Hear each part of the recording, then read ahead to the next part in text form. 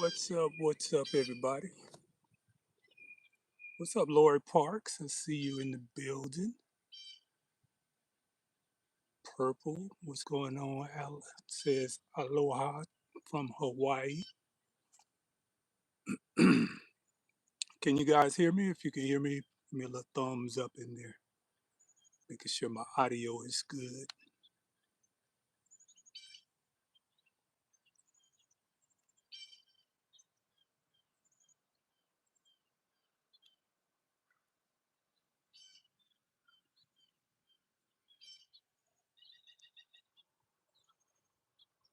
God's desire.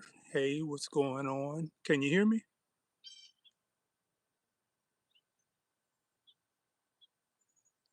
Let me know if you guys can hear me. Okay, good. Backyard Farmer 74 says, "Hey fam, sounds good."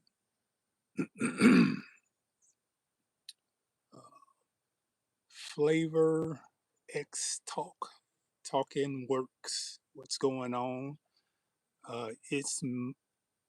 Boy, y'all got these long names. It's me, Lily. What's going on? Dave Busby. What's going on, my guy? Melinda Roberts. What's going on? Purple. We're just gonna say purple. Cassandra Brown. What's going on? What's going on, Philip? Philip says hello. Y'all, we're gonna let a few people get in here. We're just talking about the vine borers today. Um, it's that time of the season where we're starting to get those squash in the ground. It's gonna be the first week where we've gotten up into the 90s. So we're gonna be looking for those temperatures to really get those squash to growing really good. So what we want to find out is what are some things that we're doing to battle against that squash vine borer. And I'm going to show you guys my squash cage that I got everything set up. Still got my squash up in the buckets in different pots. So I'll be bringing the squash out probably tomorrow. And then I'm going to be planting some seeds as well. Um, it's just me, says hi from Southeast Georgia. Um, Flexing the Talk says there are sunshine blues. What a sunshine blues evening. 67 says, "How are you? I love how informed you are. Thank you." Evening 67. Let's see who else is in here. Want to be crafty grandma. What's going on? Just speaking to you. I'm ready to learn something new this evening. I don't know if I got anything new this evening. What was something I was working on earlier today? I just wanted to kind of talk about squash vine borer, some things that we could do to combat that squash vine borer, and maybe even get some ideas from you guys because your ideas on the last live worked out pretty well with the strawberry planter. And matter of fact, I'm gonna take you guys over here and what's going on, Dave Busby. It's Lily back. The Backyard Farmer 74 says, "This is my first time chatting you live. Love the channel. Thank you, Backyard Farmer 74. Duke Williams, what's going on from Texas? 9-8. Y'all drop your grow zones in there because I'm only going to be on here hopefully about an hour, just trying some different stuff. But what I had was my squash cage. And you see me sitting up under my little Chase Lounge, just my little new little spot as the sun starts to shadow. It's a good little spot. I come in about 7 o'clock in the evening and enjoy the time out here.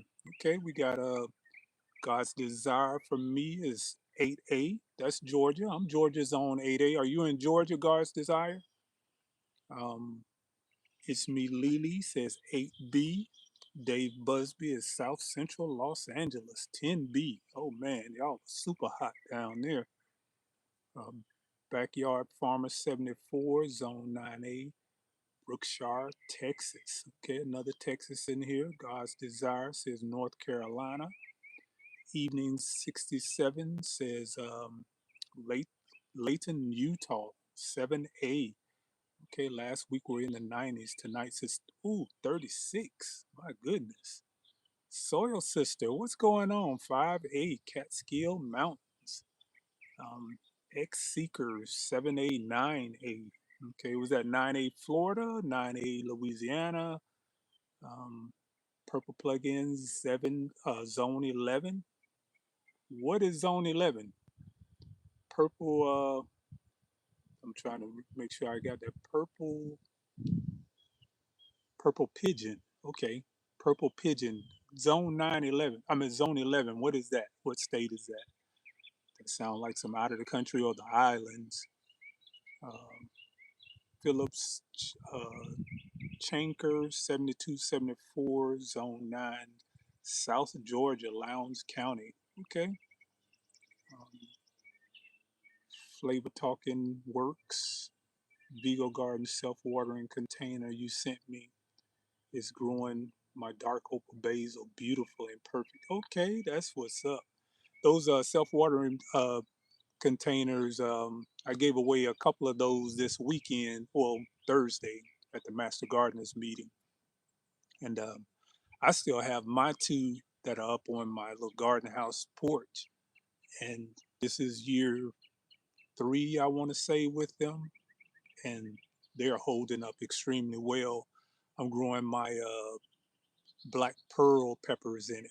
And that's what I grew in it last year. So I'm going to dedicate that to the black pearl. I basically took some seeds and sprinkled it out throughout the bed, and I just let them kind of go wild.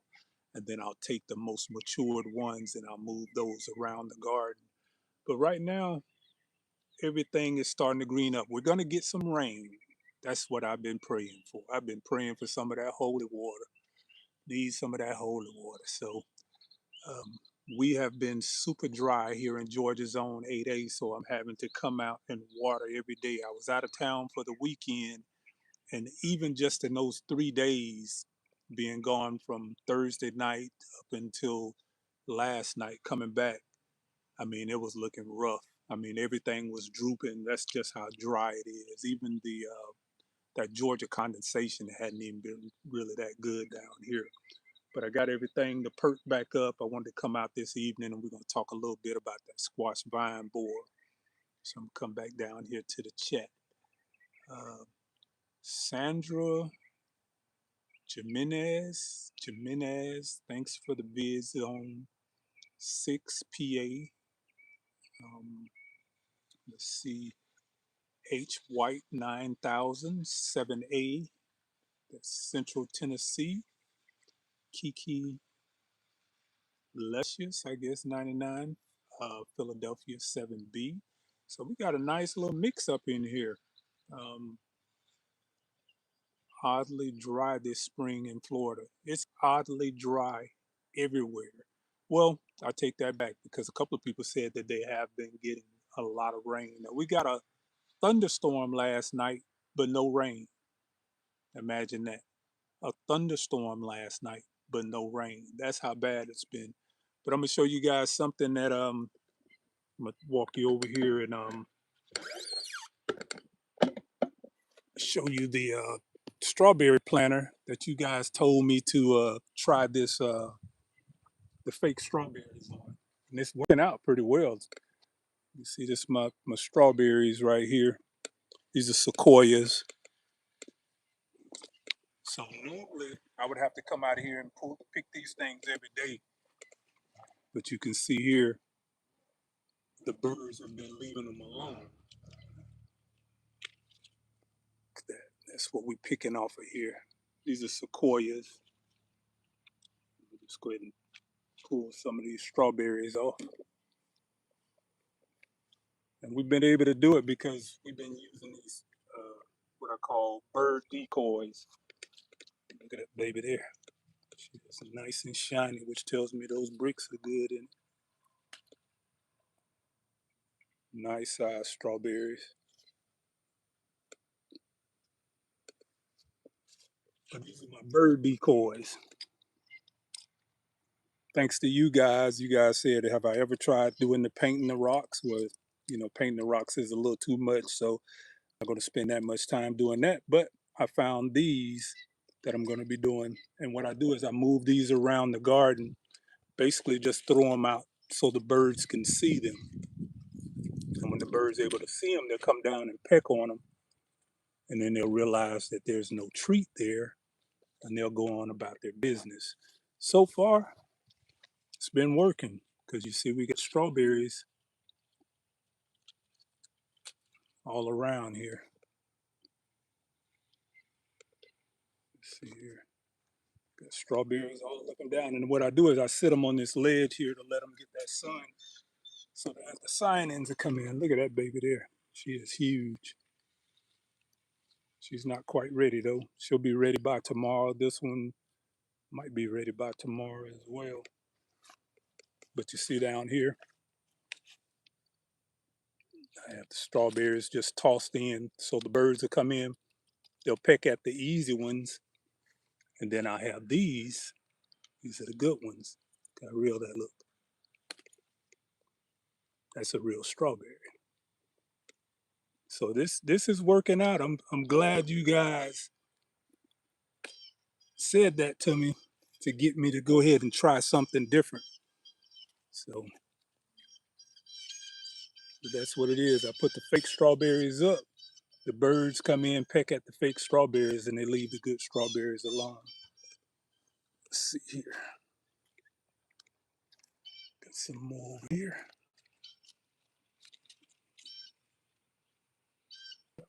This one's ready. Leave that other one on there.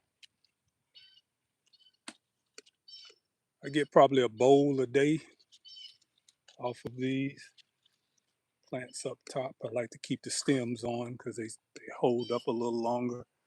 And then I'll take them in and freeze them. It's good strawberries.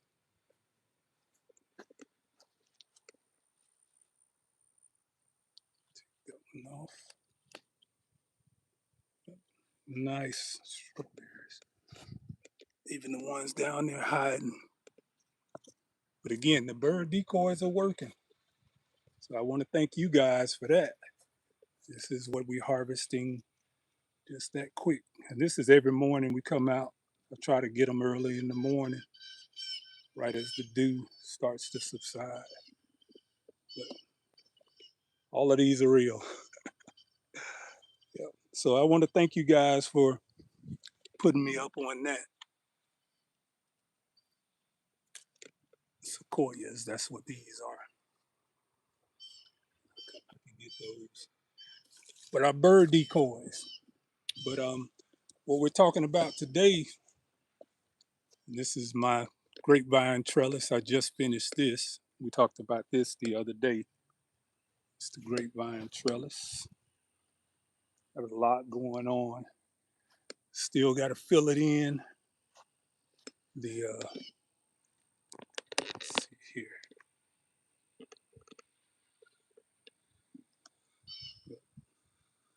Just got to haven't quite figured out what I'm going to put here, but I think I'm going to have some beans growing up here. Going to put another floating panel here and on the other side over there. But we got our Everest grapevine. She has broken bud, starting to come up. This is an Everest grapevine. Pretty good with the downy mildew, powdery mildew. So it's I'm not going to say disease resistant, but handles a little better. Got our African marigolds there. Some more African marigolds. It's our Chase Lounge here. But this is what we're talking about today. Let me just step back and let you guys see this. This is what I call my squash cage. We got all filled in, so now all I got to do is just bring out all of my stuff. Go ahead and zip this. Let's see.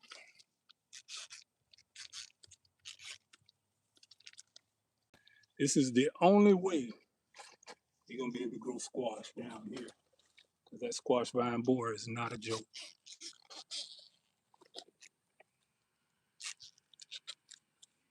Trying to do this with one hand. But again, this is my squash cage. This all is gonna be growing in this is squash. Got a little wraparound garden bed in it. Got my stones down at the bottom, a little garden track right here. Little wraparound garden bed in there. Got it all mulched in, watered in. This is how we're gonna be growing our squash today. So what we're gonna be talking about is different ways to deal with the squash vine borer. You see, I got about 3 inches of mulch on the top. Got that pretty compost up under that. Really solid. Look how moist that is. It's pretty compost. That's the compost that I make. And up under that, the second half of the bottom here, probably about up to here, I got some compost from a guy off a marketplace. And I'm not quite sure about it. I think it's still hot because it wasn't, it's been sitting in my driveway for about 3 months and nothing was really growing out of it. So again, I tried to get this thing filled up because I want to get it going. But the top half of this is all premium soil. We got some topsoil here, and then the top 3 inches here is going to be my compost along with some cocoa coir, and that's what that top layer is. So mulch, that's one way to keep the vine borers out. Mulch heavy. Look how beautiful that is. Yeah, she is ready. And I usually like to let the soil sit for about 2 weeks before I plant in it, but we're gonna go ahead and roll with it. But this is what it is, a little wraparound garden bed, custom built. Got my river rocks in here, so we're not stepping on dirt when we come in. So in this corner here, we're gonna have a Georgia candy roaster. I'm gonna put up a cattle panel, go in here, let the Georgia candy roaster go up, and then I'm gonna run the cattle panel going across the top and let the squash hang down. On this corner here, I'm going to run my acorn squash, and I'm going to do the same thing. Run a cattle panel up and then let it go across. But we're not dealing with that squash vine borer this year. This is my peanuts down here. Peanuts are just popping up everywhere. You can see them just protruding to the soil. Peanuts, they popping up through the soil. How they breaking the soil. Put some gypsum down for that Georgia clay to get that soil to get a little softer. And I'm gonna give another treatment of the gypsum, and that helps soften up that clay so these peanuts can break through. You see how it's popping through right there? How the whole soil is just kind of laying up on the top. Yep. So just kind of walk you guys around. This is our kale right here. Got some of it going to seed, which is fine because that has to come out. We're gonna be putting uh, our dark opal basil over here. This is some of our onions that I was telling you guys about. I just put a short up about that today. How you can get those onions to split. You could take this now that you see these little small bulbs here. You could take them and split them. And this is what I did here, spoon around them, and then they'll form another bulb. Sometimes they'll put 3 in, but they'll split just like garlic, in case you didn't know that. So somebody was saying they're coming in, hopefully they can learn something today. Well, that's something that you can learn. You can let your onions go to seed. These are bulbing onions, bulbing onion sets. Let them go to seed. The bees love these. It's a bee magnet. Let them go to seed. They'll split. You can move them, and then they'll start to form a whole separate bulb. And you can see this one right here is starting to form a bulb here. They'll form a whole separate bulb. So we'll sit down and bring you back to the chat. Yeah, these are blackberries here. So for you guys who are growing blackberries, I'm gonna say it again. This is 3 plants in this 12-foot planter here. This whole thing is 12 feet and it's only 3 plants in here. So I see a lot of you guys planting blackberries like 2 feet apart. This is what they're gonna look like in 3 years. This garden bed here is 3 years old. And you can see she's loaded with blackberries. Oh, look at that. Got my first ripe ones. Ah, look at that. Those are the first 2 ripe blackberries for the season. So I guess we'll be taking those in. They're not quite all the way ripe, but look pretty good. It's the first 2. I just noticed those. And in the middle here, got some golden raspberries. It says understory. It's kind of mixed in. But these, again, this is one plant right here. See all of that? It's got to be about 7 feet tall. One plant. 3 plants mainly in this 12-foot planter. So if you're planting blackberries, know that that's what you're going to be dealing with down the road. So we're going to bring back over here and we're going to sit down and chat it with you guys again. All right.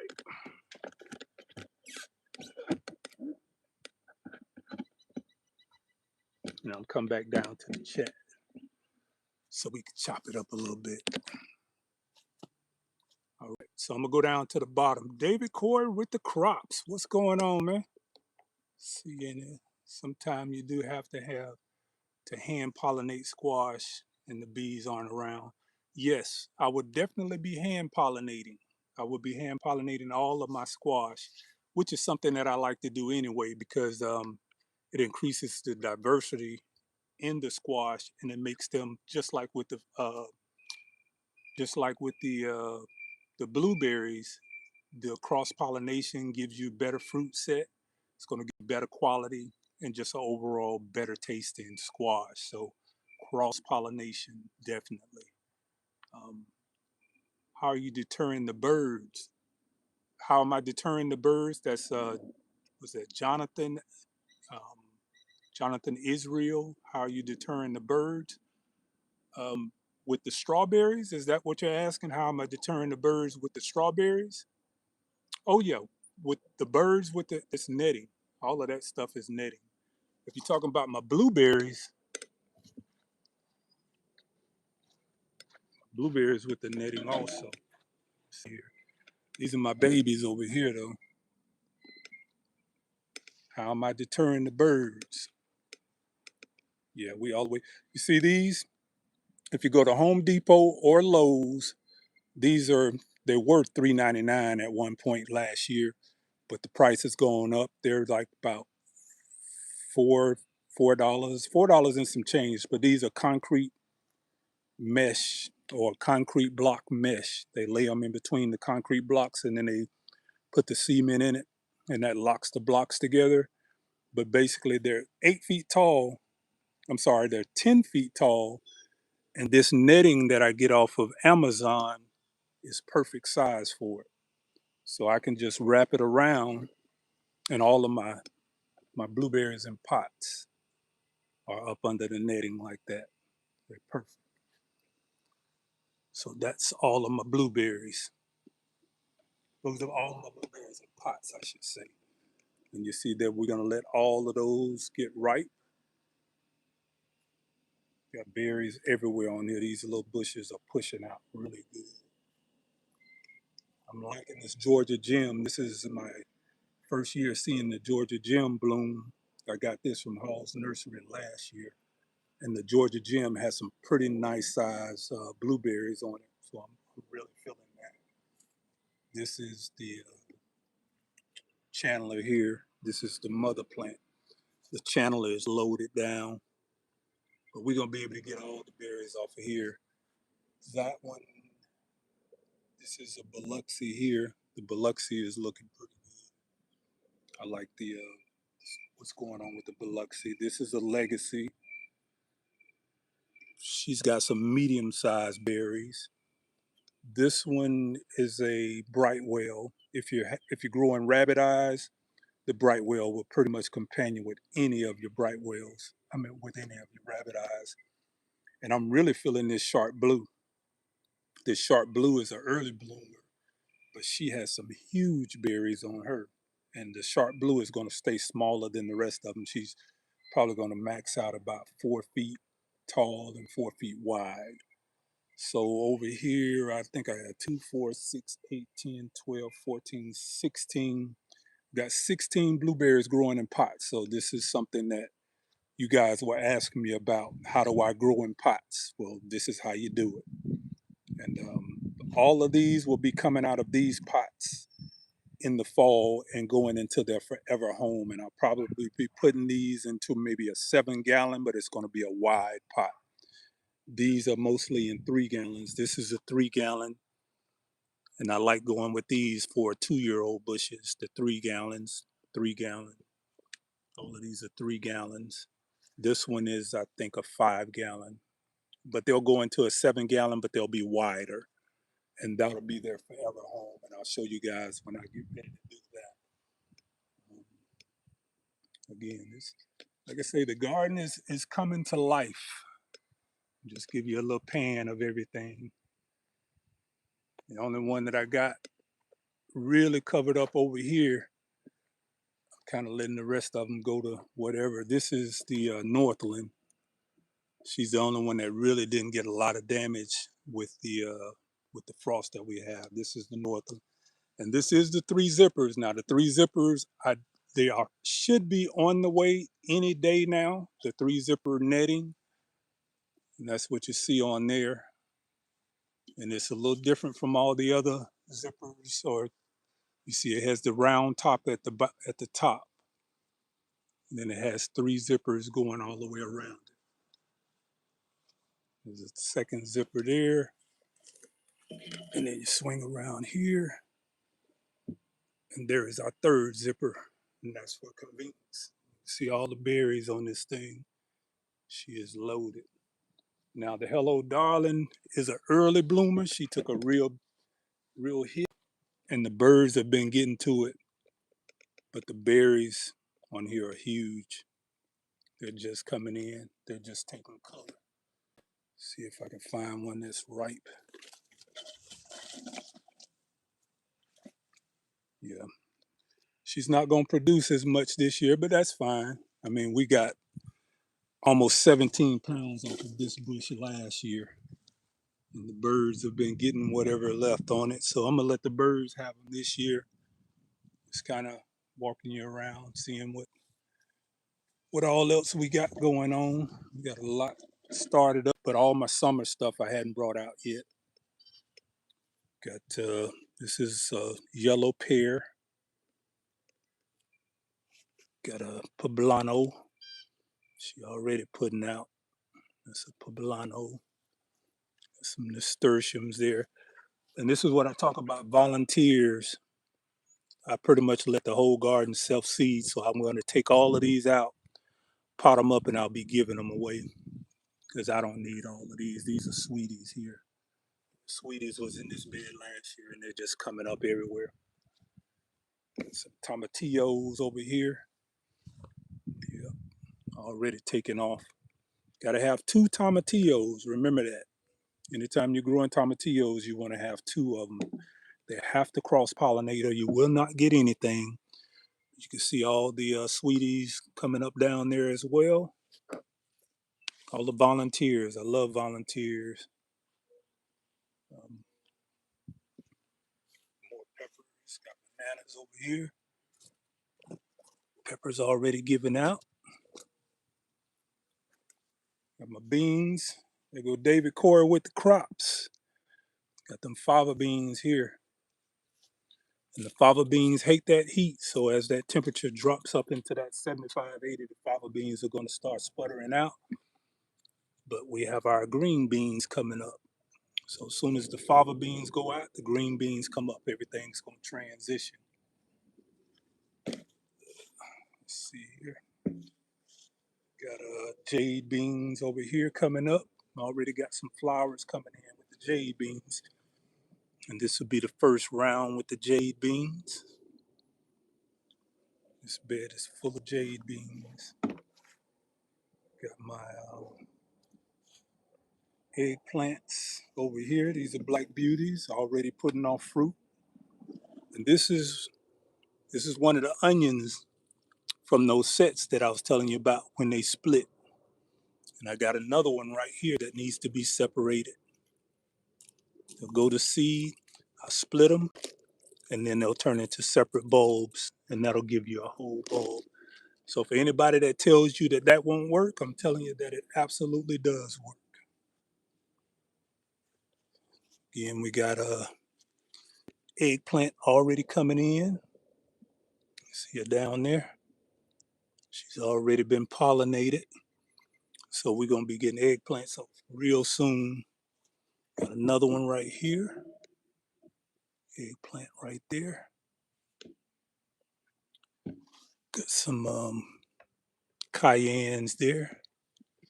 I mean, the garden's jumping right now. More eggplants. Some dark opal basil down there. I love the dark opal basil. It'll come up, and then I'll take these Goliaths out. Go back over here and chop it up a little bit.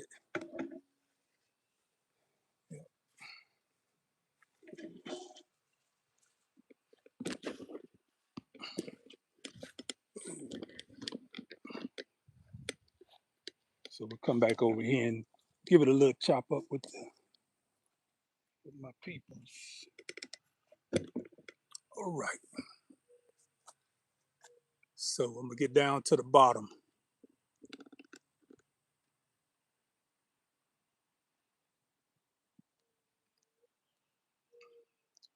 The humble bee, you are a great teacher, and I've learned a lot from your mate. I appreciate that, the humble bee. Snip top,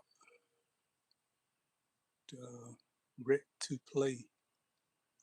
Snipe the top, red to play. Dark X, what's going on? My blueberries got a fungal disease that looks like fire blight. I'm not sure if it's botrytis. Um, if you have fire blight on there, or if it's botrytis, you could have septoria that looks similar. Um, Anthracnose. Those are some of the things that are going to plague your blueberries. You may have to sacrifice it.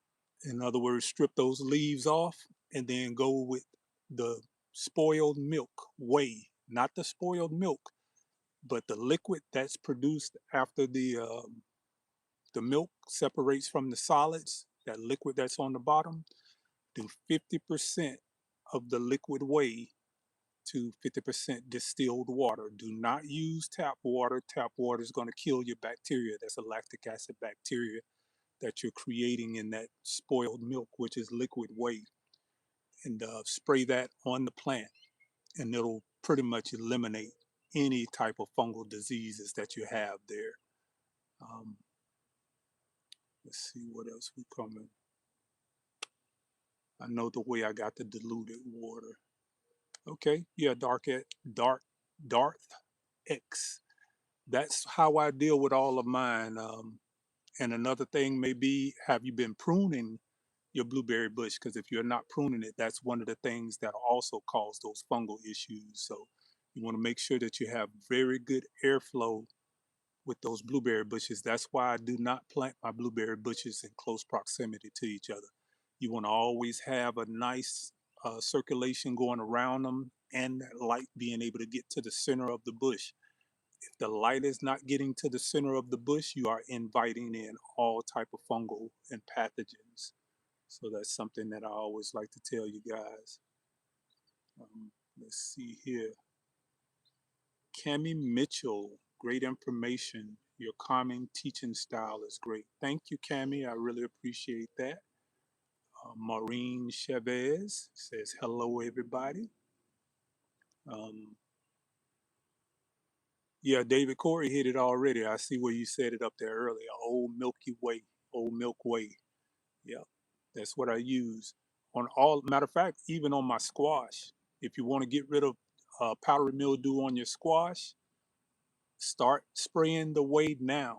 Don't wait till you get powdery mildew. Start spraying the whey now, And you want to use one of those misting sprayers that has the fan that goes out wide, because what you want to do is you got to take into consideration that the powdery mildew starts on the underside of your leaves. So when you have that misting sprayer that has the pan on it, you can spray inside the bush and it'll pan up and hit the bottom of the leaves. That is what you need. If you're just spraying the top of your leaves, you're not going to be able to get to that powdery mildew, nor the, even on your blueberry bushes, the septoria, the anthracnose, all of those things. You want to be able to spray the bottom of your leaves. That's where all of those fungal diseases start at. Uh,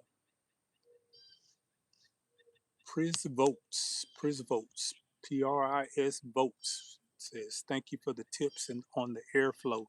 Yeah, the airflow is mandatory. And it sounds like you have to give up a lot of your bush when you're using the airflow like that, but you really do. But it's a great trade-off because you can have a full bush that's going to give you all kind of problems and diseases, or you can have an open airy bush that's going to give you larger berries. They're going to taste better. The plant's just going to do so much better. And you want to make sure, again, you got airflow going all the way around it, and that light is able to penetrate to the center of the bush. If the light is not able to get to the center of the bush, you're going to start having issues. um, let's see who. G Mama Grows, what's going on? Thank you for coming in. Let's see who else is in here. Y'all hit that little like button over to the side. Y'all already know what I'm talking about. It's a little heart, the smiley face, the party sign, and 100. That's the one that you need to hit to get those. If y'all start popping that, it'll start sharing the live out. So yeah, you see how those hearts pop up? You guys hit that for me one time. Gotta get that live out there. Miss JK, I see somebody speaking to Miss JK, David Core with the crops. What's going on? Um, Again, we were talking about squash and what are some things, and I want to see you guys in the chat because I want to see some things that you guys are doing different in order to battle the squash vine borer. So put up some stuff in the chat that you guys do to battle the squash vine borer. I have this little black box that you guys have probably seen, and it's I use the BT, and I use the syringe with the BT. I call it my little black box. But what are some things that you guys do to battle the squash vine borer or to prevent the squash vine borer? Look at Marcelo. I tell you, anytime I go live, Marcelo wants to show up. You see him back there? He, that's part of why we call him the squirrelinator. He don't play by them squirrels. The squirrels stay on that block. They don't come over here. I don't have any issues with squirrels. So yeah, BT spray. You want to do the syringe on the BT. I haven't had any luck with spraying it on the squash plant itself, but doing the syringe work, it does help with the BT. But for those who are just coming in, I'm gonna go back over here. This is my squash cage. This is my squash cage here. Oh,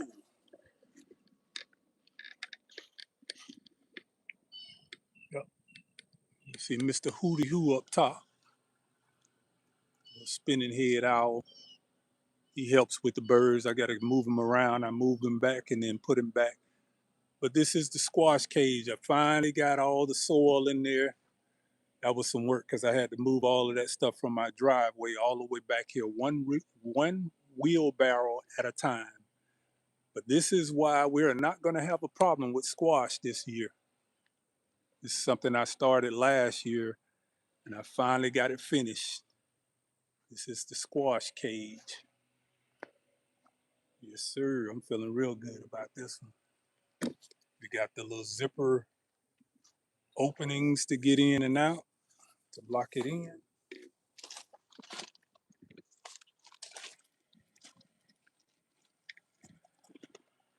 Yep. It's a 17-inch tall and custom built. see a lot of you guys, so when you have issues keeping your bed stable, go to Tractor Supply or Lowe's or somewhere, get you some of those 36-inch stakes, 36-inch T-posts, knock them down in there, and you have no problem with flexing on your raised beds. I got a couple of those around there. No problem with flexing. That'll be there forever. Because these little things here, I'm not a fan of those. I put a couple of them in there.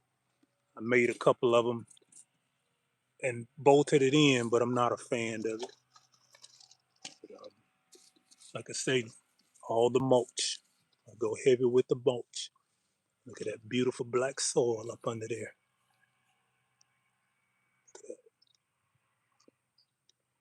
Now, we were talking about when to and when not to use the mushroom compost. This is where you want to use that mushroom compost. And what I do is I take the mushroom compost, mix it in with my compost, along with cocoa coir, and that's what the whole top 3 to 4 inches is in this bed. Mushroom compost can mix into this, but you still only want to use probably about 25%. You don't want to put a whole growing medium in there for the mushroom compost. Okay. David Corey, this that grapevine thing I was working on. I don't know if you got a chance to see that, but that's my grapevine trellis there. So she finally coming together. All of this stuff's coming together. I have those filled in probably this weekend. I got to figure out what I'm going to put in it. But it's my Everest grapevine here, and that'll grow up this cattle panel for this Chase Lounge. It's something that you guys saw us put together.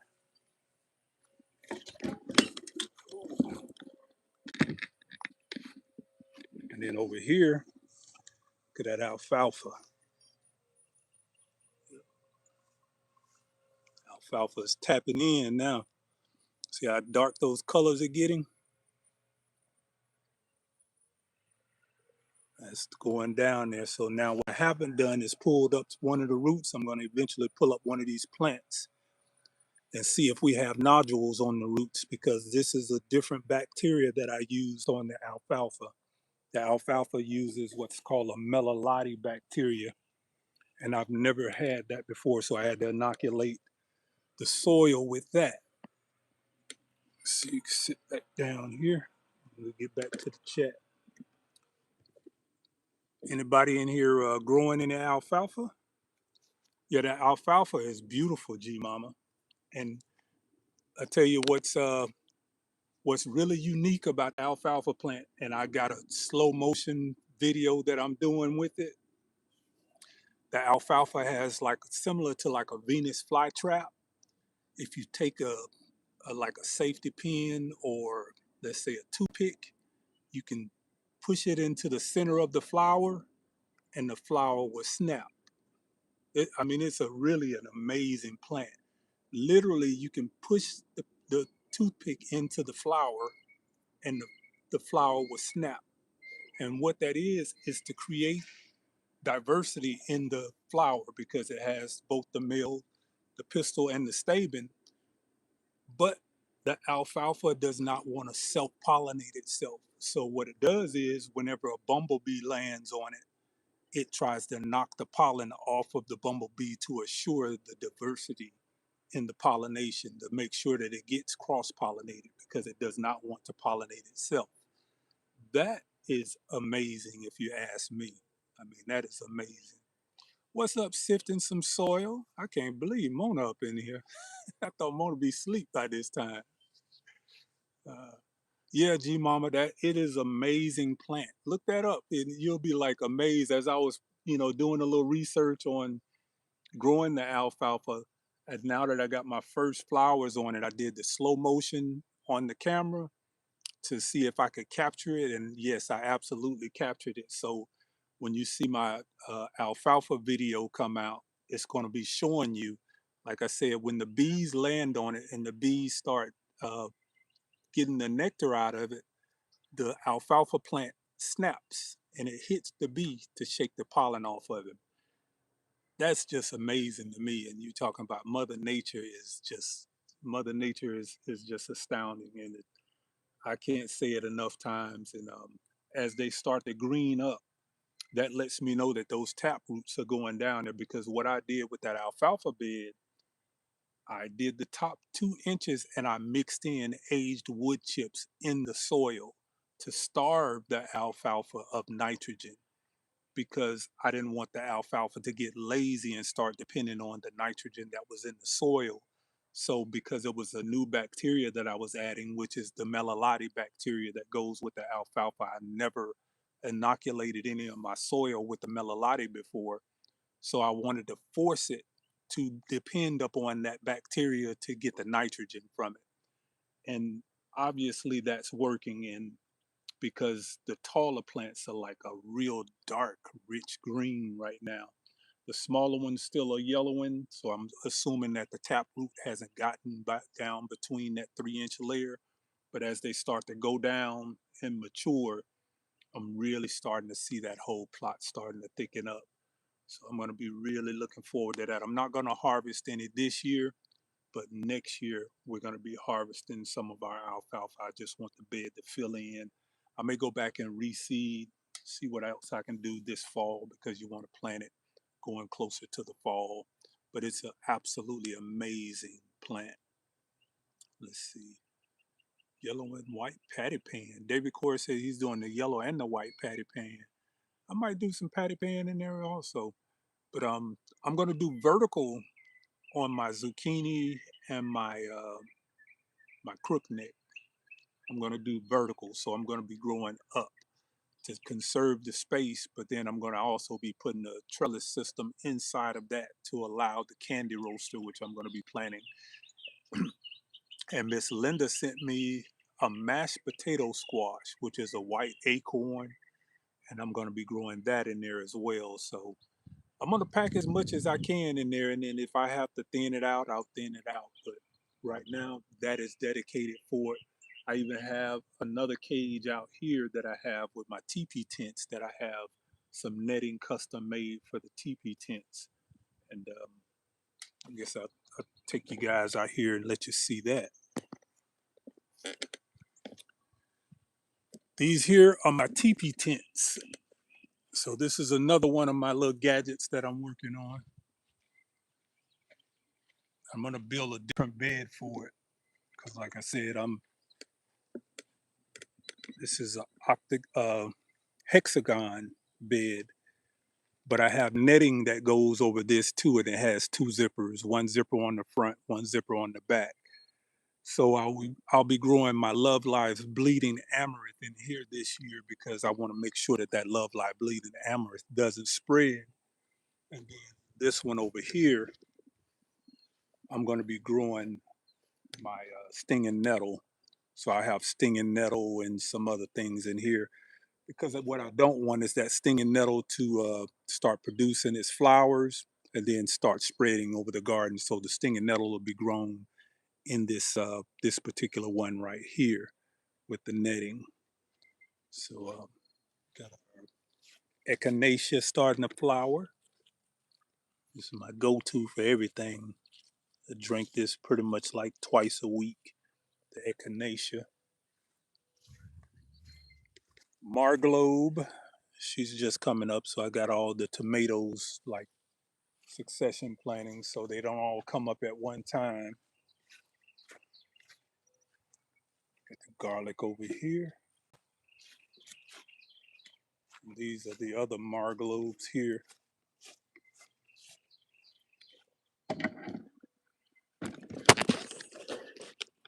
Tighten this thing up. The marglobes. She's full too. I mean, there's tomatoes everywhere on here.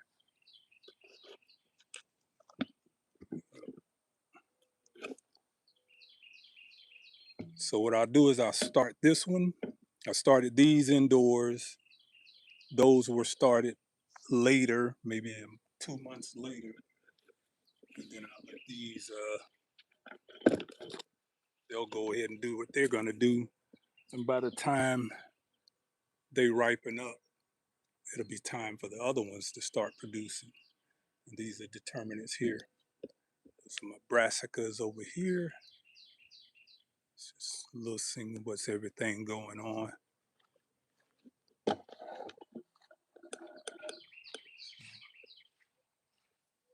More blueberries. Like I said, when you're doing the succession planting with the blueberries, you don't need a bush. You don't need a netting for every bush because every bush is not going to be ripening at the same time. And for those who was asking about the airflow, right? You see how the bottom of this blueberry bush is? You see how it's just the air can go right up under it? Still need to go in and take the center out. I didn't prune this one this year other than the bottom because I definitely want to make sure that the bottom gets the airflow because of that last frost that we had. I wanted to see what was good and what wasn't good. This is going to be not a good year for the Hello Darling. This is my absolute earliest bloomer, the Sweetheart, which is in the middle. She comes in a little after. The Sweetheart's going to do okay, but nothing like she did in the last 2 years. She has lots of berries on her. Yeah. But the one, and this is the reason why I succession plant. I do these because if one doesn't do well, there's always the opportunity to move to another one. This one wasn't touched by that frost. She hadn't come out of dormancy. So this is going to be a full bloom on the Northland. The Northland came out really good. The Sweetheart is a hybrid northern southern. So she didn't do as well, but not bad. My Hello Darling, which is early, she got decimated. I mean, no, but again, airflow. You see how you can see down in the middle of this bush? This is what you want to have for your blueberries. You don't want it packed in like that. You see the airflow? All of these bushes, you can see inside of them. If you can't see inside of your bush, they're too thick. You want to be able to see inside of those bushes. So let's go back over here. Got some more. I forget what beans these are, but I got beans coming up here. I'll also have some navy beans coming up here. Strawberries. G Mama, I don't know if you were in here, but I followed your advice. There's those fake strawberries. I call them bird decoys. They work. So I want to thank you for that. If you hadn't, you and Mike's Chaotic Garden, y'all was talking about painting those rocks. I ain't painting no rocks, but I found some fake strawberries and I throw those in there, and the strawberries have been doing very well. I just went and harvested quite a few of them before we came out. But this is what we growing now. How huge those babies are. These are sequoias. I can leave them out. Now I'm not going to say none of them are going to get attacked, but this is what we just picked off a little while ago. This is what I get off every morning. I come out here every morning and get a bowl off, take them inside, rinse them off, and then freeze them. But I want to thank you, G Mama, for suggesting the rocks. It actually does work.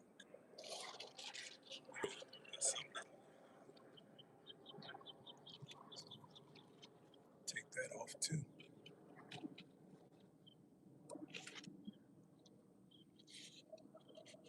I'll take those in, finish chatting. That one still can stay on a little while longer. And what I do is I just sit them, allow them to go in there. I just sit them out here and let them drape over the sides so that sunlight can hit them. But like I said, I'll get a bowl, nothing real spectacular, but I'll get a bowl off every morning. Come out here and pick them off. But that's what we're doing. Those are the decoys there. They'll come down and they'll pick them, and then they don't even bother to go to the ones that are hard to get to. Those huge flowers on there. So we'll sit down and chop it up a little more.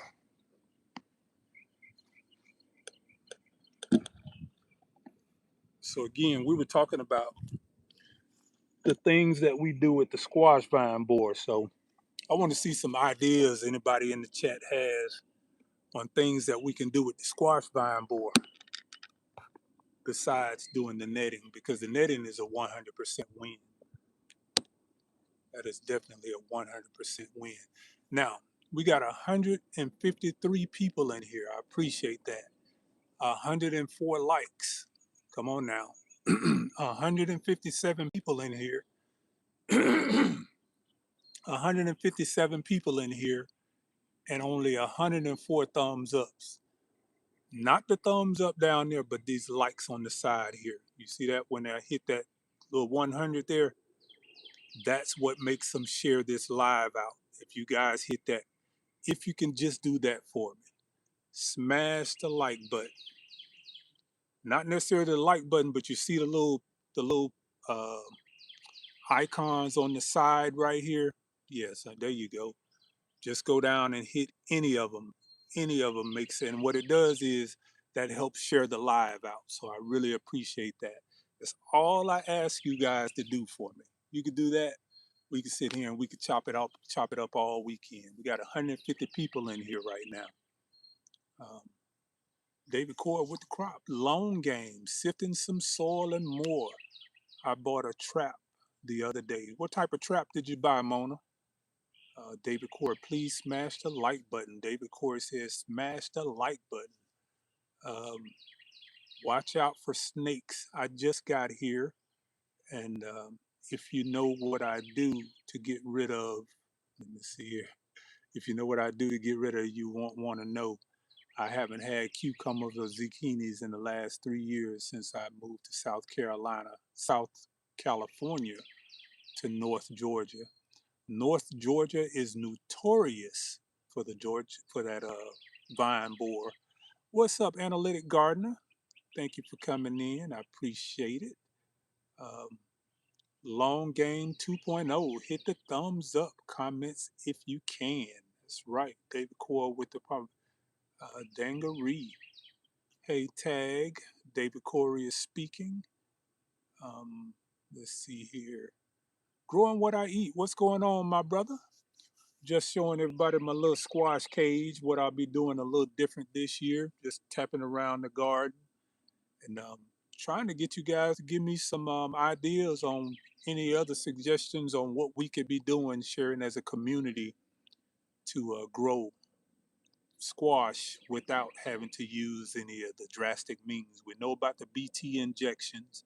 That's something that I do on a regular basis, or I have done on a regular basis, but that's just too much work. So I came up with a squash cage. That's what we're going to be doing this year. Feeling real good about it. I got acorn squash. Miss Linda sent me some white acorn, which I think they call it a mashed potato squash. Mike's Chaotic Garden. I'm still using Mike's Chaotic Garden seeds that I grew from the year. I think I've had those seeds for about 3 years from Mike's Chaotic Garden in the Georgia Candy Roaster.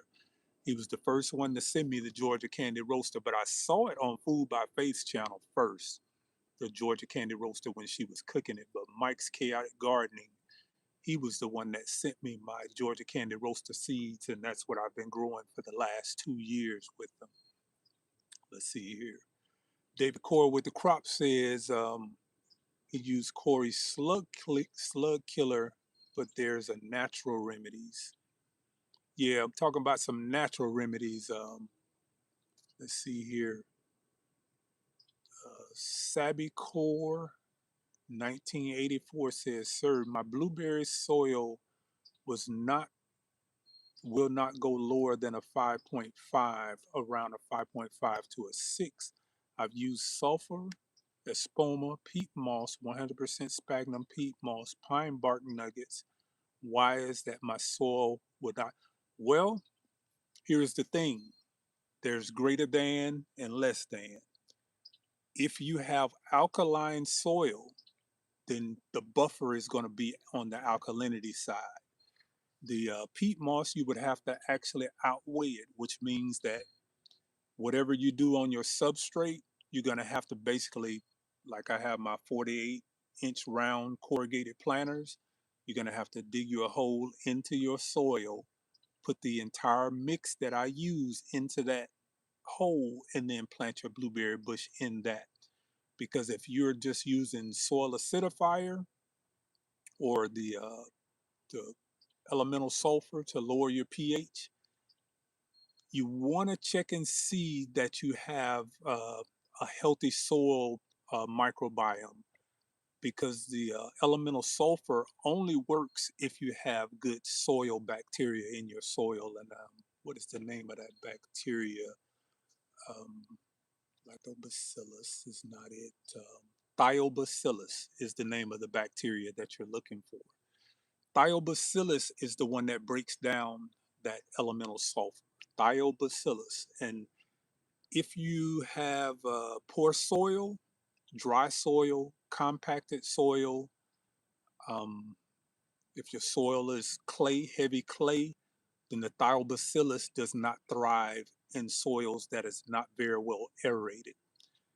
And the thiobacillus is responsible for breaking down that elemental sulfur. Without that, the elemental sulfur is pretty much you're just throwing rocks out there. Now you're saying that your soil is a 5.5, 5.6. Your blueberries might be able to, they might be able to survive in that, because as you start getting out of that 5.5 range is when it starts to, start to get a little stagnant with the feeding, because the blueberry bush cannot feed itself. And the main thing is going to be the magnesium and your iron. And here is something that I wanted to address. And I was going to make a video on this too with my blueberries in the pots. I've seen quite a few gardeners use, what is this? What is the water that y'all use to drop the pH in your soil? Well, not, you're not even dropping the pH, you're lowering the pH of the water with the vinegar water. I would not use vinegar water on my blueberry bushes. And here is why I would not use vinegar water on my blueberry bushes. Because your blueberry bushes require what they call Aerocoid mycorrhiza. Now, the vinegar water will lower the pH of your water. When you water your blueberry bush, the microbes that are in your soil are going to start breaking down the acetic acid in the water that you just watered with that vinegar water. So they're going to be breaking that down, trying to convert that into acetic acid, or what the blueberry bush needs. But what they are not going to be doing is feeding your plant. So that's the negative to using the vinegar water. Yes, it does make the water acidic. Yes, it does give your blueberry a window to feed, but it is so temporary. And not only is it temporary, it's pretty much the equivalent of using synthetics on your garden. And the reason why I say that, yes, it's organic, but it still has the same premise as using synthetics, because what happens is when you put that vinegar water on your blueberry bushes, you kill off your Aerocoid mycorrhiza. That is what actually is responsible for feeding your blueberry bush. Your blueberry bush can't fend for itself. It has no little fibrous hairs on the roots. So it depends on the Aerocoid mycorrhiza to go down deeper into the soil to get the nutrients that it's not able to get on its own. And when you use that vinegar water on your blueberry bush, yes, it does, and it is organic, but it kills the Aerocoid mycorrhiza. So it has the same effect as synthetic fertilizers. It gives your blueberry bush a quick rush because it's able to feed for that short period of time, but you're going to have to do it again tomorrow. You're going to have to do it again the next day. And every day that you do that, you are damaging the roots of your blueberry bush. So it's just as well that you may not have do it all. Repot your blueberry bush. That's the simplest way to do it. Just repot your blueberry bush. Lori Park says vinegar has natural acid in it. Yes, vinegar has natural acid in it. Vinegar is organic. But when you start talking about blueberry bushes, it does one thing, but it destroys another. So I'm going to say it again. You can take my word for it, or you can look it up. Ericoid mycorrhiza. When you put vinegar water on your blueberry bush roots, you destroy the Ericoid mycorrhiza.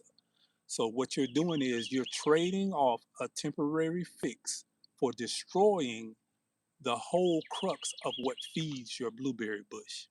If that is what you choose to do, then that's what you choose to do. But putting vinegar water on the roots of your blueberry bush is a very small window that that blueberry can feed, and that's only when that soil is wet. When the soil dries out again, the blueberry bush goes right back to starving again. So you're going to have to do it again the next day.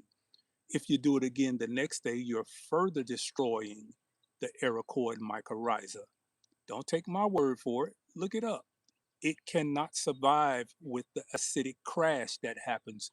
You run in that acidic acid into your soil, and it disrupts the Ericoid mycorrhiza.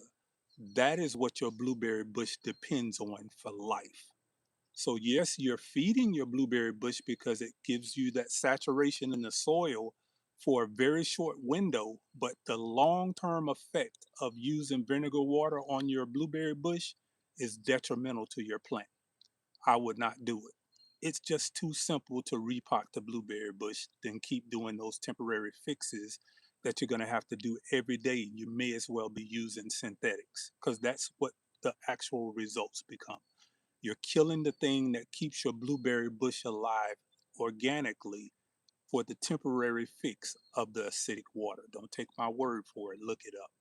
The acidic crash that happens when you drop that mycorrhiza, even your microbes in the soil, they can't handle that crash as well. The blueberry bush is able to feed in what's there, but you're destroying the natural things that feed your blueberry bush when you're using that acidic water. So that's my take on that. Yes, Sabi corn. Yes, Ericoid mycorrhiza.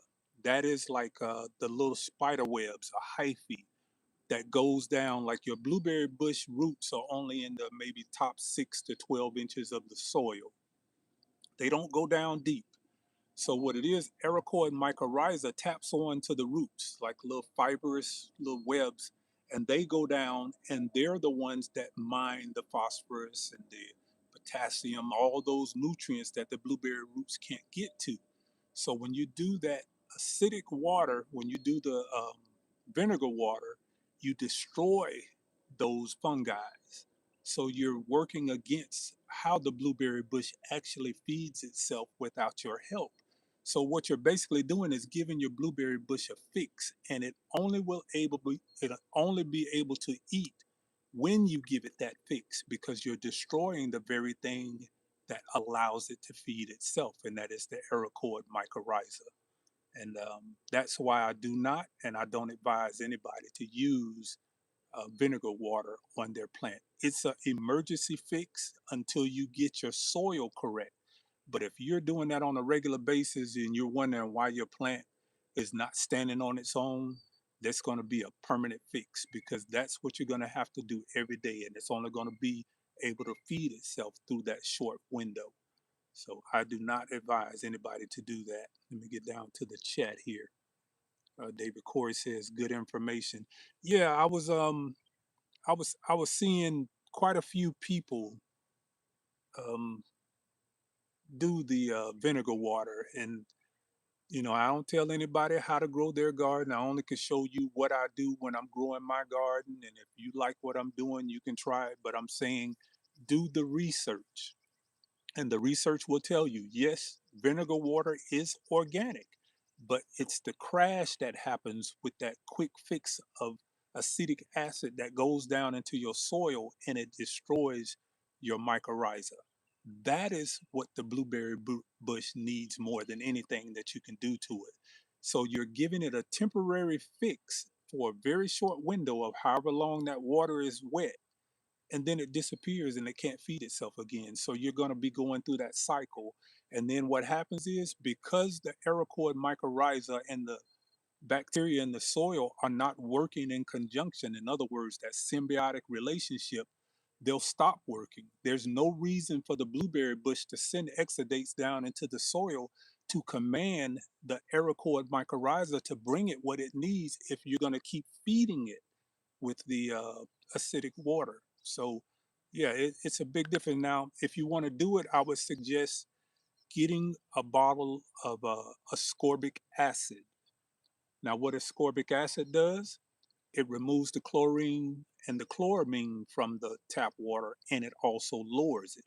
So you don't have that same crash that you have when you're doing the vinegar water. It basically drops the pH slightly, and then it gives you the chlorine and the chloramine out, which doesn't again destroy your bacteria and your fungi in the soil. So I'm gonna get down back here to the to the chat. H. White says, I plant comfrey around my bushes and my trees. The comfrey roots go deep and bring up nutrients. Well, that is good. But for blueberry bushes, I would not plant comfrey around your blueberry bushes because blueberry bushes cannot compete. And that's what we were referencing now. I got comfrey right here. Blocking 14 comfrey. Let's see here. Yeah, I got comfrey also. So I'm with you with the comfrey. Beautiful Bucking 14 down there. That's the non-invasive comfrey that we got right there. That's what this bed is dedicated for. That's comfrey over there as well. Comfrey, look at those big leaves down there looking like butterflies. Looks like elephant ears down there. Those big leaves. All of that's comfrey. So yeah, I'm with you on the comfrey. I grow comfrey. I grow my own alfalfa. I grow Mexican sunflower. All of those things that pretty much in the peanuts. I grow peanuts as well. Peanuts makes a 722 NPK, a very good nitrogen source. The reds on the peanut is where you get the acidity from. So I've been working on some things to be able to feed my blueberry bush with my peanuts. So yeah, I'm with you on the comfrey, but I would not put comfrey in the same bed as with my blueberries. Absolutely not. What's going on, Miss Shirley OG? I see somebody speaking to you.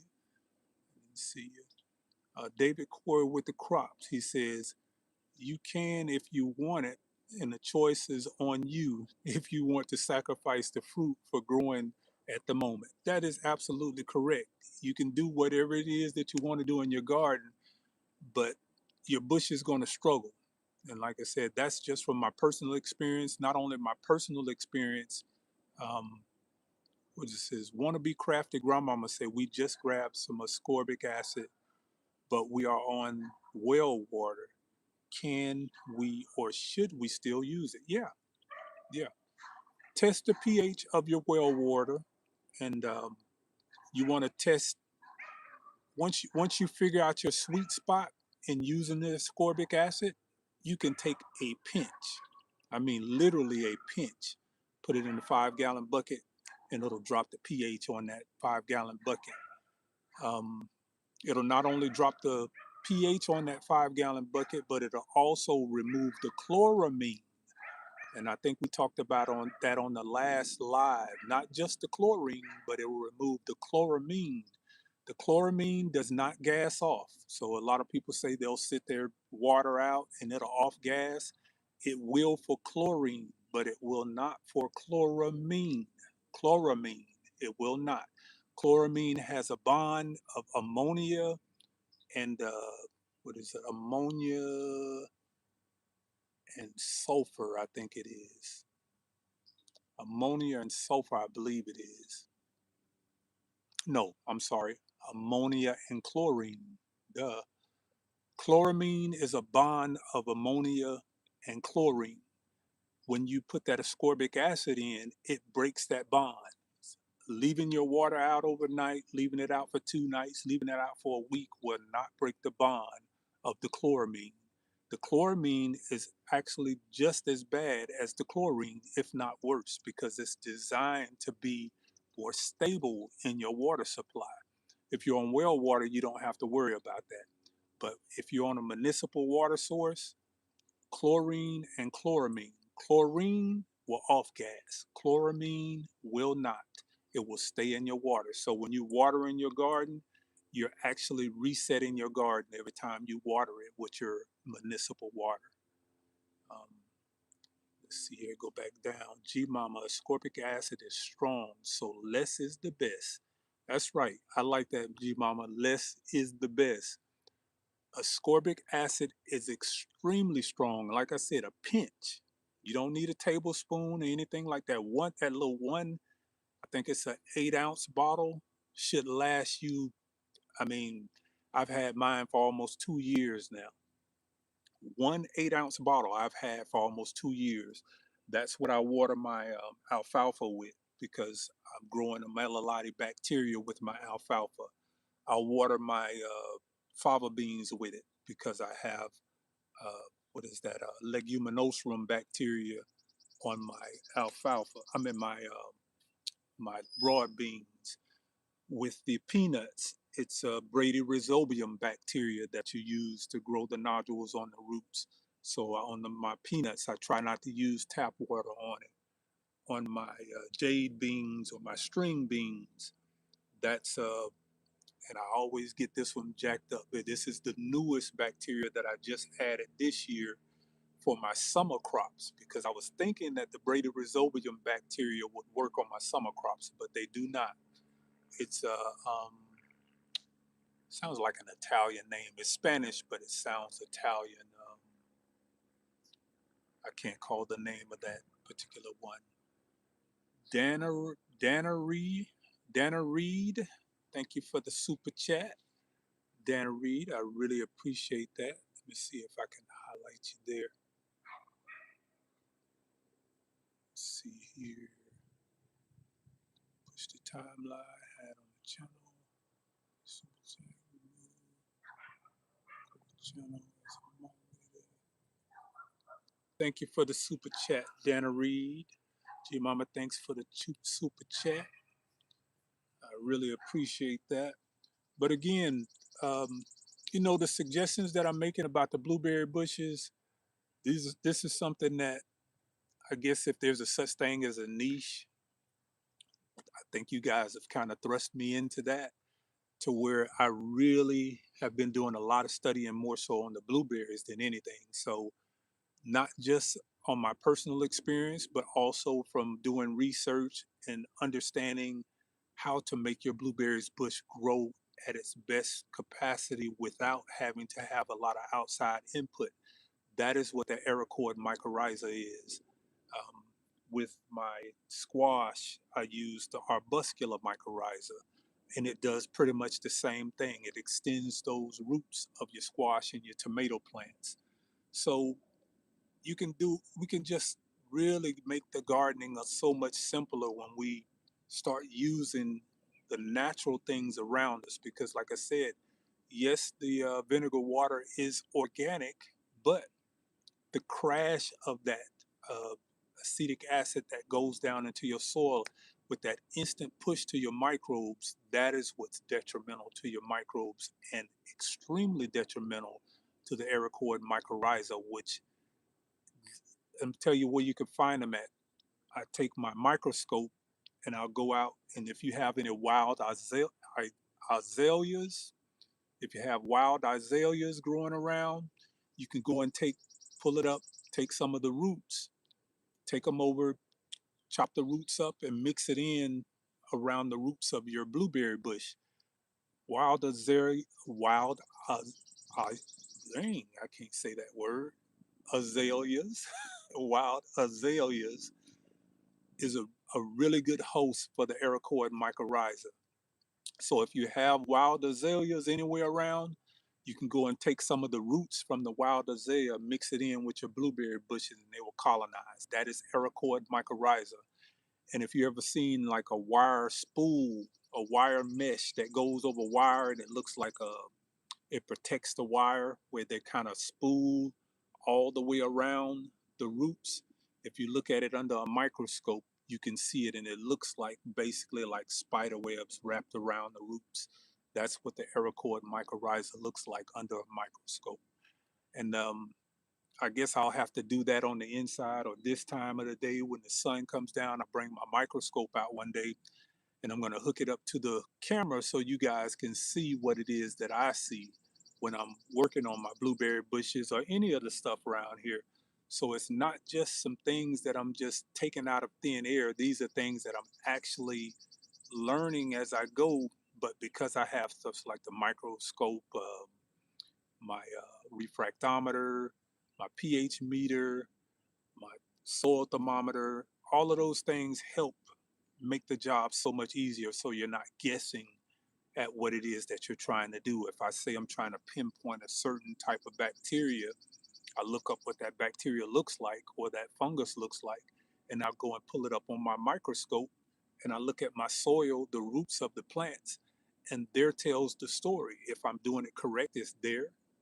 If I'm doing it wrong, it's not. So that means I'll change up. So these are the things that I do in order to, a matter of fact, on the next live that I do, I'll bring the microscope out. It'll probably be too much light out here to really have it in effect. But it's an SK3800 is what I use. It's an entry level microscope that can get a whole lot done on the ground level of what we're doing out here in the garden if you're trying to grow naturally or organically, as we say. Um, John P.Y. Jr. Growing out the box needs to be in a lab coat.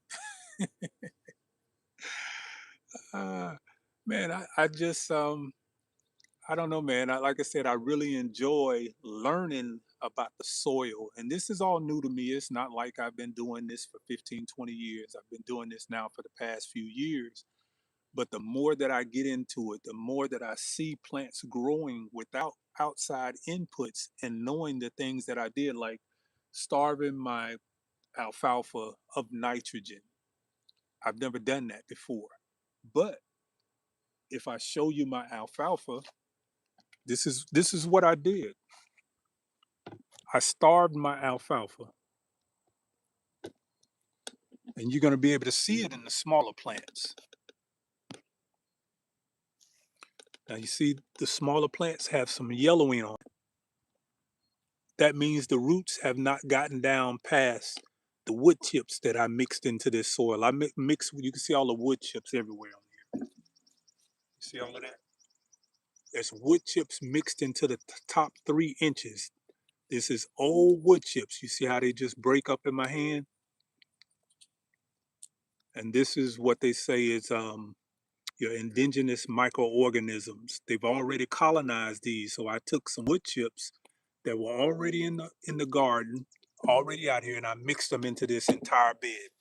This bed is 18 feet long by 4 feet wide. Now you see the difference in the yellows right here. The small ones are yellow, but look at how tall and dark the tall ones are. That's when that taproot has gotten down below that 3 inches. And these tap roots on this alfalfa go down up to 15 feet in the soil. But look at how dark that green is. No nitrogen has been added to this bed. So what that's telling me is the nodules are forming on the roots. And this is a brand new bacteria that I'm using in here that I've inoculated this particular bed with. And that bacteria is called Meliloti. For anybody who wants to know, if you're growing alfalfa, it's a different bacteria than your beans. It's a different bacteria than your peanuts. It's a different bacteria than your winter beans, peas. It's a totally different bacteria, and it's called Meliloti. Meliloti rhizobium is what it's called. And you can see, look at that beautiful flower. That's how you know she's fixing nitrogen. Now, what I'm going to do is I'm going to have to pull one of these plants up to see what those nodules look like on the roots. That's the only way you're going to know. But we know that if we fill this entire bed with wood chips and the ones that are still in the mix of that top 4 inches are yellowing, that means that they're just starting to get it past it. But you can see the smaller ones here are starting to get darker. That means they're forming those nodules on the roots. You see how the tips of these are getting darker? but the bottom is still yellow. These on the bottom, they're starting to get past that 4 inches of wood chips down there. And the reason I did that was to force them to communicate with the nodule roots. I want those to, I wanted to force I wanted to force the bacteria and the alfalfa to communicate with each other. And the only way to do that is to starve it of nitrogen. So that's what that entire bed has been done. There's no nitrogen added to it. What's going on? Made by Timmy Sherrill. Baby sis is in the chat. What's going on? So G Mama says um, H with 900 facts. Let me see. Wood chips for the win. David Core with the crop. Yeah. Now I would not mix wood chips into the average bed. I absolutely would not do that. But for the legumes and trying to force them to create nodules on the roots, yes, that's exactly what I did. I starved it of nitrogen because that's what's going to happen when you put those wood chips in the soil. You're going to starve the roots of nitrogen and force the nodules on the roots, force them to communicate with the bacteria in the soil, and that bacteria in the soil is what's going to make the nodules on the roots. Because if you feed it nitrogen, then it's not going to form any nitrogen. It's not going to form the nitrogen bacteria because there's no purpose for it. And that's going back to what we were talking about with the blueberry bush. If you're constantly watering your blueberry bush with that uh, the the acidic water, which is our uh, vinegar water, if you're constantly watering your blueberry bush with that vinegar water, your bush has no reason to communicate with the microbial life that's in the soil because you're giving it everything it needs for that temporary fix, and it's going to get lazy. And if the mycorrhiza in the soil, which is the Aerocoid mycorrhiza for your blueberry bush, if it's not releasing those exudates and telling it what to bring back to the plant to feed it, which is the magnesium and the iron, which are the two most dominant things that the blueberry bush is going to need, the blueberry bush is going to struggle. So you're going to be giving it sort of like a little a syringe fix, but you never fix the problem. So that's something that you always want to keep in the mind. JC Cole JC Cole Simmons 7071. Thank you for the super chat, my brother. Grow bag series blueberries is recommended for those of us with poor soil or limited. Thank you for everything you share. Yes, I don't grow in grow bags. I've never grown in a grow bag, so I don't have any experience with growing in a grow bag. But what I am doing this year is I'm intentionally growing in pots. And the pots I have now are for my 2 and 3 year old blueberry bushes that I've done from cuttings. So what I want to do is go through the whole transition all the way up into a 20-gallon pot, which is going to be their final home. And I want you guys to be able to follow with me. Oh yeah, hit that button over there again. That's how you send that live out and get it to moving around the chat. Hit that live out. So I appreciate that. This little thing here. When you see those lights out, YouTube shares that out to more people, and we can get more people into the chat. Um, let's see. Grow bags dry out too fast. Darth. That was my thinking on the grow bags, but I don't grow in grow bags, so I don't have that experience. But your blueberries want to be able to hold on to moisture. If your grow bags dry out fast, I would not suggest growing blueberries in a grow bag if they dry out fast because blueberries like to stay moist, but they don't like wet feet. That's why the peat moss and the pine bark nuggets and the compost makes the most sense to me. So we'll go on to the next thing. David Core with the crop says, put an oil pan on the bottom of the grow bag. Okay, that makes sense, David Core, with the crop, so you can have a little water down there. If you're gonna do it with the water like that, you want a taller pot because your capillary effect when you're talking about like a self-wicking pot, it's going to be about 10 inches. And what I mean by that is if you have your pot sitting in water, it's only going to be able to wick up to about 10 inches. So whatever it is, you want 10 inches, and then this is the 12 inches where your blueberry bush needs to be at. Because what's going to happen is under that is where your Aerocord mycorrhiza will go down and tap into that moist soil. Your blueberry bush roots won't be able to get down there to enough to make a difference. So that's a good suggestion, Dave, to put a pot up under your grow bag to keep it moist. I don't know how long that's going to last, but if you're going to be planting your blueberry bush in a pot that's only going to last for 3 years, you might as well put it in a regular pot and up pot it in stages, because that's what I'm doing. I have 3 gallon pots for a 2-year-old bush, and then I'll move to a 7 gallon pot, and then I'll move to their forever home in a 20 gallon pot. Wider is better for blueberry bushes, not taller. Wider is better. Your blueberry bushes, your roots grow wide. They don't really care about going down. 12 inches is going to be on average where your blueberry bush roots are, but they'll go out as wide as that bush. So if you have like a southern high bush, you're looking at 4 to 6 feet width and height. So you want to make sure that you keep that in mind when you start talking about planting your blueberry bushes. Let's see. Miss Shirley OG says, "Welcome to the garden community." Thank you, Miss Shirley.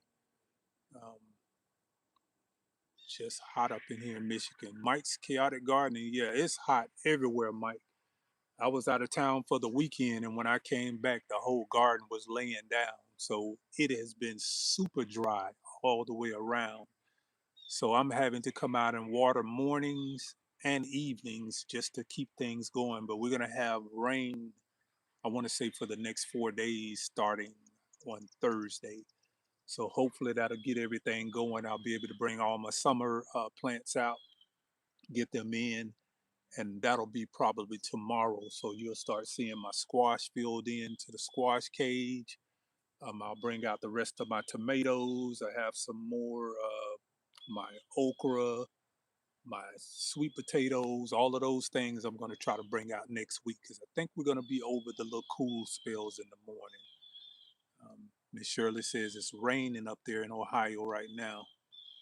Lori Parks, are you growing any citrus? Yes, ma'am, I am. Let's see here. And I have 4 more citrus plants that I have up by the garage. And this is also an organic mix. You see all the new growth on here? This is a Ponderosa lemon. See how dark those leaves are? Growing in a pot. So, and this is not a synthetic mix. You see I have my pine bark mulch on the top, but down here is the mix, and I want you to see all of that mycelium forming on the top there. I love to see mycelium forming. Yeah. See that white on there? That's mycelium, and that's saprophytic fungi. And what they do is it breaks those down and makes that bark on the tops like a sponge. And I showed you guys that, but you can see that all over the top. But look at all of the new growth on here. All of this is new growth from when it was in the garage from the winter. Look at all that beautiful new growth. This is an organic mix. So if you want to see how I planted this, these are the same bushes that I planted. Oh yeah, let me say, am I growing fruit? Absolutely. This is the same bush. This is a Ponderosa lemon. You see we got some more flowers right there. Some baby lemon there. Lemon. She's got fruit all over her. Lemon there. This is What is this here? Eureka. This is a Eureka lemon. She still got flowers on her. This is a Eureka lemon. She actually has fruit on her as well. Eureka will put out all season long. She'll fruit all year. This is a Eureka. Fruit all over it. Flowers still coming in. New growth. Beautiful new growth on it. I sprayed this with fulvic acid extract. I did a calcium acetate on it the other day, and that's starting to get that calcium directly into the leaves because I started seeing some yellowing from when it was in the garage all winter. So these leaves are going to be fine. They'll use that energy up in these leaves and then they'll drop off. But it's the new growth that I'm more concerned with. As long as that new growth is coming in solid like that, we know that she's taking up the nutrients. And then we got another ponderosa here. Beautiful flowers on her. She's giving off lots of fruit. And like I say, these were brought out of the garage a couple of weeks ago. Matter of fact, about a week ago. She has crazy fruit on this one. Lots of fruit everywhere on here. It's a ponderosa. I mean, this thing is loaded down. I'm probably going to have to remove some of them because there's so many on here. I mean, she's just got fruit everywhere. Normally, they'll drop some of the fruit, but I guess they're loving this mix because she is definitely loving this mix. That's why she's putting off, and I mean, it's just everywhere. She's throwing off fruit everywhere, not just flowers. She's putting on fruit.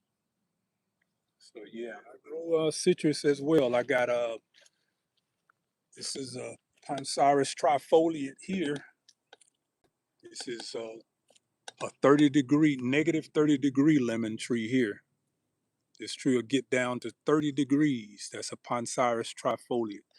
That's what the majority of your rootstock is grown on. So what I'll do is I'll go over to this. I'll do an air layer and a graft onto this, and this is how I can grow new citrus trees. Right here, made it through the winter. Our brown select satsuma. She's in the ground. She made it through our winter. As crazy as it was, she lost a lot of her leaves, but she's putting it back on. She's struggling a little bit. I got to figure out what the yellowing, why she's yellowing. So I'll probably come out and give her one of those calcium acetate baths. Missed it on there, but she's in the ground, so I don't have a whole lot of control over this. So I got to figure this one out. I see some new growth coming on. The new leaves are darker, so that's a good sign. It's always a good sign when the new leaves are darker. But she had a stroke. She struggled during that winter. But yeah, plum trees. You guys saw me plant these plum trees. Look at the deep dark color on those. Look how beautiful those leaves are. That's that fulvic acid extract you hear me talking about. That's how those deep leaves get. And what it does is it builds the sugar up in the plants and it keeps the insects away. The more the sugars are on that plant, the more Brix levels it is. Look how dark these leaves are. And this is a first year bush here. This is a first year plum tree. This is a green gauge. Go over here. How dark the leaves are on this. This is a Shiro. Same thing. How beautiful those leaves are. Dark green. This is a Shiro. This bush has only been in since I think mid last year. Already about 10 feet tall. She was only this tall, 3 feet when we got her last year. You see what that is? 3 feet. That's how tall she was last year. That's all the growth she's put on this year. Saprophytic fungi. I go back to it again. I feed my baby oatmeal. She loves oatmeal. I feed her oatmeal. I mix oatmeal along with my compost, and a little citrus tone, and then I cover it up with fresh wood chips. The saprophytic fungi loves the oatmeal, and it'll feed on that. And what that does is it'll break this stuff down even faster, making it a living mulch. So my mulch is just not here to keep the soil cool. You see how that stuff breaking down that easy? It just snaps. That's that saprophytic fungi working on it already. All of this stuff here. All of my bushes are like this. You go over here. This is a Italian, which is a plum. Again, I keep talking about look how deep green these colors are on the leaves. That's an Italian plum. You don't see a whole lot of insect pressure. You see, this is up close and personal. The Brix levels on this thing is what keeps that happening. When you see those dark colors like that, that's that fulvic acid extract. And I'm going to show you guys how to make that fulvic acid extract. That's a game changer. Once you learn how to do the fulvic acid extract, there's not a whole lot you don't have to. I mean, it'll just change your whole game. The same thing with my strawberries here. You look at the turgor on my strawberries. Come over here. You said deep dark green. That's fulvic acid extract. That deep dark green. The bush is stiff. You see how they just stand up? They're stiff. They stand up. That's what that fulvic acid does to them. Look how deep, dark, rich those green leaves are. No insect pressure. Now it's still early in the season, so I don't want to bite my tongue and be talking about all this no insect pressure, and then all of a sudden, the insects come in and start tearing me up. But these leaves are, you know how crunchy they are? They're thick. And what that is it builds up the bricks into these leaves, making it less palatable for the insects that want to chew on them. The insects don't want to chew on it.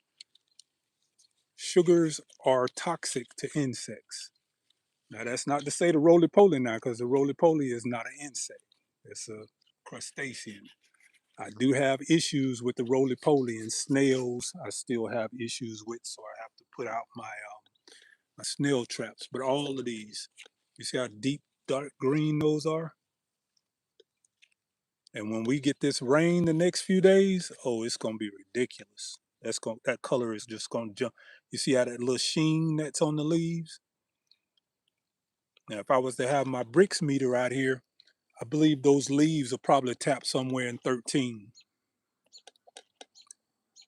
If I were to have my Brix meter out here, I believe we could tap somewhere around 13 bricks on the on those strawberry leaves over there, which is extremely good.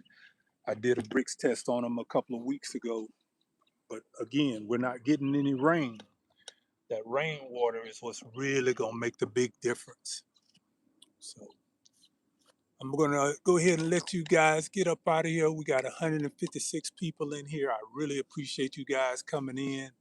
I mean, you guys have really been supporting the channel, and I really thank you. So my phone is probably gonna die out, so I'm gonna see if I can answer a few questions. So if you have asked a question, I'm gonna say put the questions in again, and we'll see if we can get a quick answer in before we get up out of here.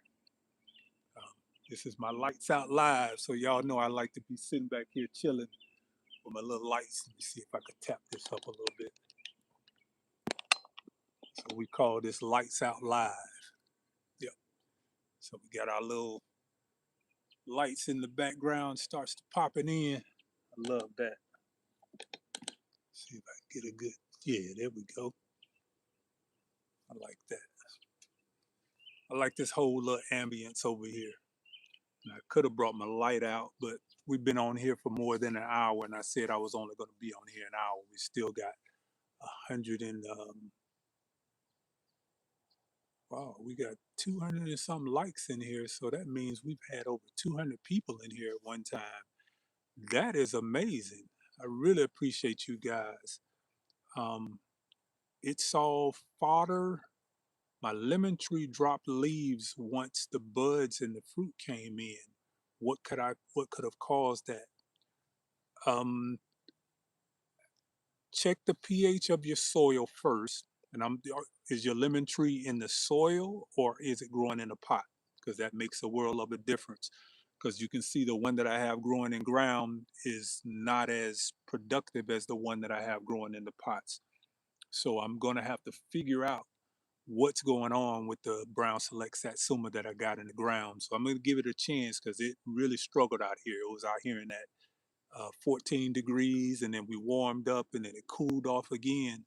So I'm giving it an opportunity to correct itself. Whereas the ones that I have in the pots, the first one that I showed you had dropped almost all of its leaves. When I brought it back outside, I gave it its fertilizer, gave it the oatmeal uh, feeding along with the saprophytic fungi, mixed that in, and she bounced back.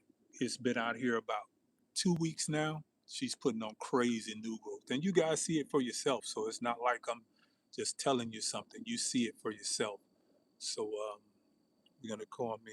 It's all fodder. It's in a pot. Um, Check the moisture levels on it. You may be getting too much moisture, which could be the start of root rot. If you start dropping leaves, that could be a first sign of root rot. Man, I'm loving my little Tinkerbell lights up here. I love that. I love that little ambience. I should have brought my other lights out, but I didn't plan on being out here that long. David Core with the crops is, do you water it a lot? That's a good question. That's what I was just saying. It sounds like you might have some root rot going on. So check the moisture of the pot. Make sure that it's getting good drainage. Um, we have Quel Q, QQ. Hello from Mexico, buddy.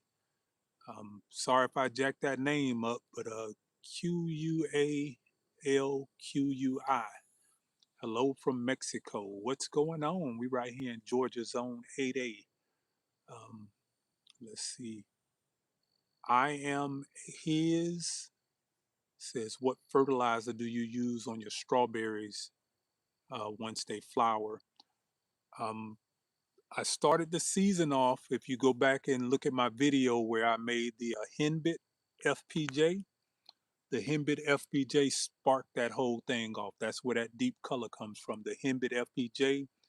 And I mix in the fulvic acid extract, just a little taste, maybe like a teaspoon. I use a little droplet. I drop that in, and that's what starts that off. But I also use the blueberry bush fertilizer, cottonseed meal. I use on my strawberries as well. Cottonseed meal. It's acidic and it's a 33 mix. 33% peat moss, 33% pine bark nuggets, mini pine bark nuggets, and 33% compost. That's what's in the mix of my strawberries.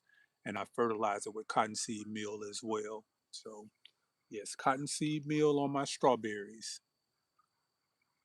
Lori Park says the reason why he said the rain is going to make a difference is because we're using rainwater from heaven.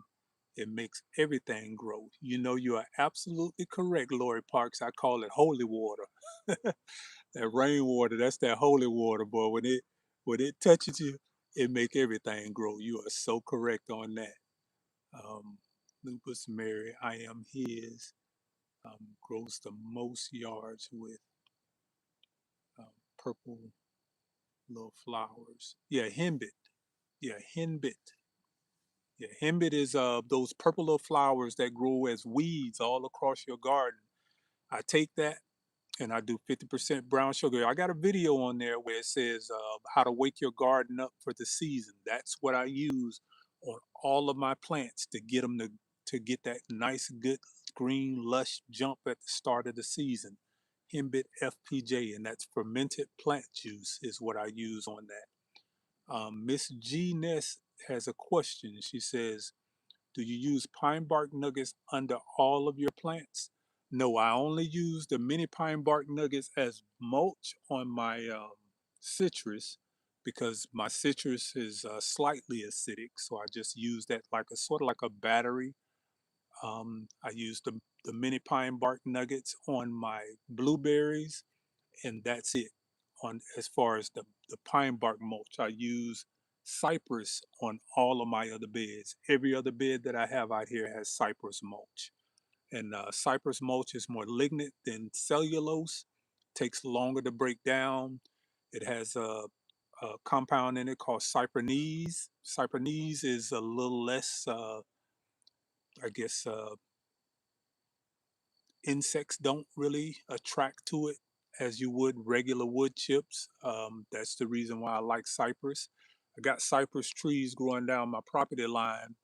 Of course, I buy it from one of the big box stores, though, so I don't grow enough to make my own mulch every year.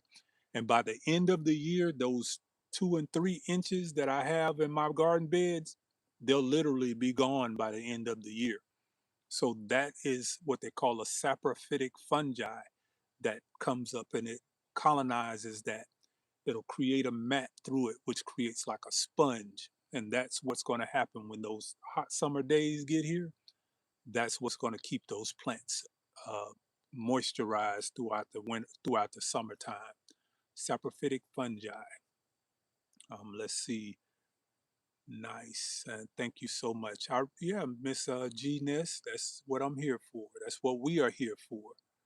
Um, let's see, is Yana, I'm just going to read your question. I say, Yana, it says, if my blueberry leaves fall off, can they grow back when I get the right pH? Yes, they absolutely will. If your pH is off, you are literally starving your blueberry bush. So there's something that I would say needs to happen right now, because if your pH is off, your blueberry bush is starving. It cannot take up magnesium and it cannot take up iron, which are the two main things that it needs in order to survive.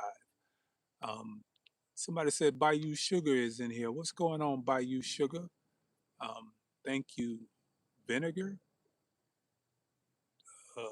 No.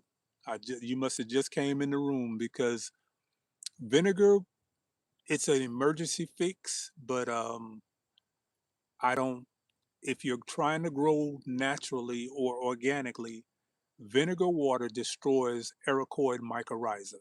Don't take my word for it, look it up. If you're watering your plant with vinegar water, it crashes the acid in the soil so fast that your bacteria in your soil, which is used to feed your plants to break down your organic fertilizers, and the Ericoid mycorrhiza, which is used to help hydrate your plant, they're going to get destroyed when you feeding it that vinegar water. So yes, you're going to get it a temporary fix, but you're going to lose the end game, because the things that are there to feed your plants naturally, the vinegar water is going to have a negative effect on it. So I don't recommend vinegar water. That's an absolute only emergency state, and you got to be ready to change that soil. So I don't understand why people want to put vinegar water on their plants when they could simply just change the mix and be done with it. So I'm going to answer one more question, and then I'm going to get up out of here because it's getting dark out here. Um, and that would be the Lights Out Live. So I appreciate you guys for coming in. And let's see, we'll read one more. Empress Herbal, greetings, growing out the box. What's going on? Bayou Sugar, what's going on? Um, Empress Herbal, speaking to everyone in the chat. David Corey with the crop says cypress mulch is good, but not always the best for the garden. Yes, everything has its purpose. That's absolutely correct, David. Not always. That's why I use mini pine bark mulch on some things, cypress on mostly everything else in my garden, because when you start getting into your summer crops, your collards, even in the winter, I like using what they call a saprophytic fungi, and the cypress mulch is really good for allowing that saprophytic fungi to colonize it. And that is what's, when those hot summer days, my mulch literally looks like a sponge. If we're getting a little water and I water it, my mulch will start sponging, and keeping that moisture in there, keeping that soil even cooler than what it normally is. Empress Herbal says, I missed the whole thing. Dang.